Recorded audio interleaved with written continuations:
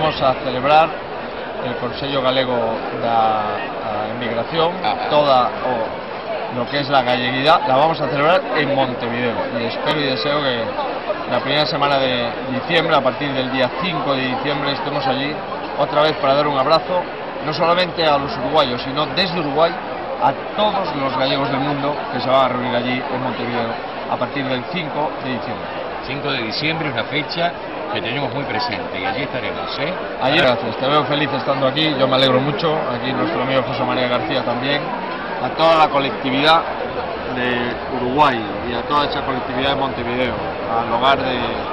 ancianos, a toda la Casa de Galicia, a todas las instituciones, al Centro Gallego, que ha estado de aniversario hace unas semanas. Un fuerte abrazo, y en Navidad, antes de que acabe el año, nos vamos a ver.